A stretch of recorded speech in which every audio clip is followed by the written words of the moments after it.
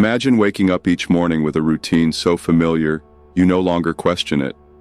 The same scroll through your phone, the same quick coffee, the same drive, the same deadlines, the same quiet ache beneath it all. It feels normal, predictable, safe. But what if that safety isn't freedom? What if the comfort you rely on is the very thing keeping you stuck? We live in a world that worships convenience, instant gratification, effortless living, constant distraction. Everything designed to make life easier.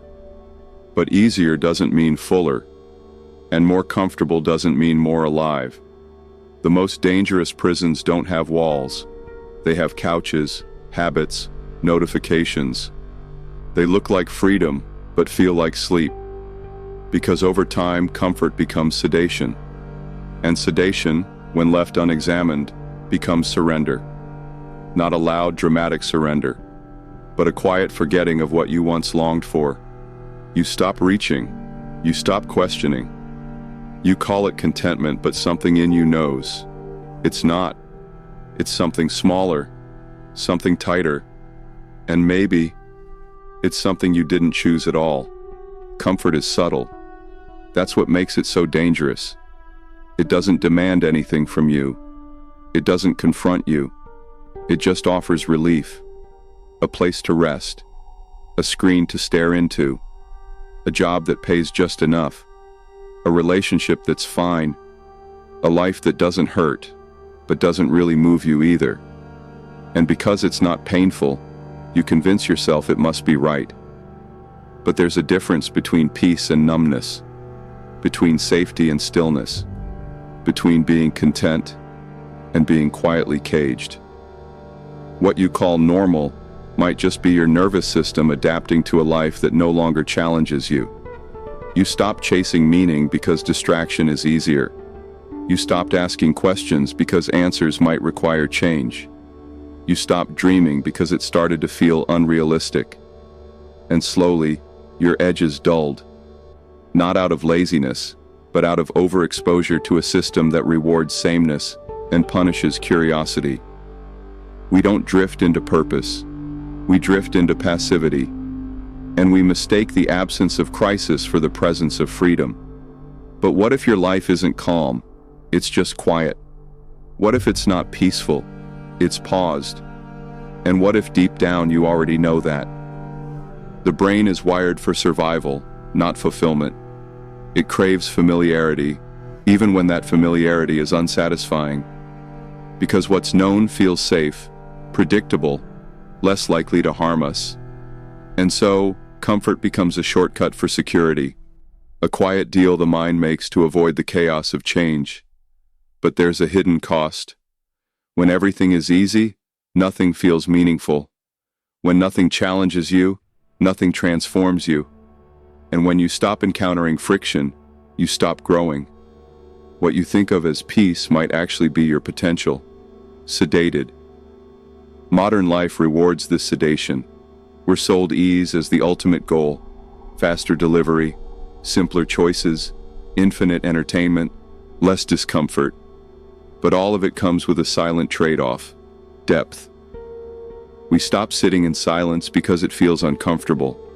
We avoid solitude because it feels empty. We scroll to escape, not because we're entertained, but because we're bored with ourselves. And that boredom, that restlessness, it's not a bug in the system. It's a message. Your discomfort isn't a sign that something is wrong. It's a sign that something inside you still wants more. If this resonates with you so far, consider subscribing and turning on the bell. This journey is just getting started. Think about how many times you've told yourself, "I'm just tired. I just need a break. This is fine." But what if it isn't just tiredness? What if it's something deeper? Resignation. A quiet surrender to a life that's not painful, but also not purposeful. You stay in the job that drains you because it pays the bills. You stay in the relationship that feels numb because it's stable. You scroll through hours of content, not because it feeds you, but because it numbs you just enough. You tell yourself it's not that bad. And maybe it's not. But since when did not terrible become the benchmark for a life? The truth is, comfort becomes a cage the moment you stop questioning it. Because real freedom doesn't always feel good. It feels terrifying. It feels like letting go of the known. It feels like stepping into uncertainty without a guarantee. That's why most people choose routine over risk, familiar pain over unfamiliar possibility, predictable unhappiness over potential joy. And the longer you stay in that loop, the more you forget that you ever had the power to choose something else. Until one day, comfort isn't comfortable anymore. It's suffocating. And then it happens. Not in a dramatic collapse, not in a crisis, but in a quiet moment you didn't expect. Maybe it's a conversation that leaves you hollow. Maybe it's a morning that feels like all the others, but heavier. Maybe it's the sudden thought, is this really it?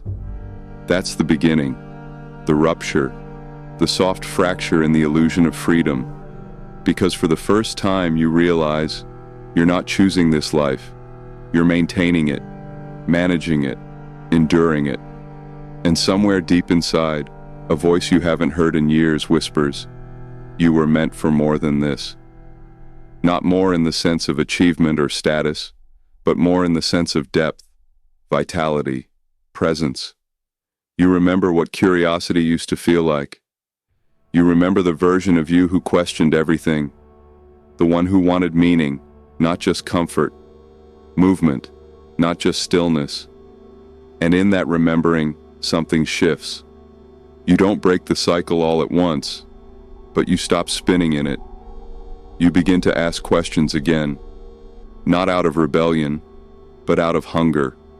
A hunger to feel awake again, to feel real again. Freedom isn't what you thought it was. It's not the absence of structure. It's not doing whatever you want, whenever you want. And it's definitely not comfort. Freedom is presence. It's being awake inside your own life. It's choosing, not drifting, engaging, not avoiding. And it's terrifying, because real freedom requires responsibility. You can't blame your boss, your routine, your past. You can't say, I had no choice, because now you do. And that's the paradox. Most people aren't trapped by systems. They're trapped by the fear of stepping beyond them. Because once you see the door, you have to decide if you're willing to walk through it, to leave behind what's predictable, to trade numbness for uncertainty, to risk discomfort in exchange for something real. You won't be applauded for it. You won't be handed a map. You might even feel lonelier for a while, because most people are still chasing comfort, calling it happiness.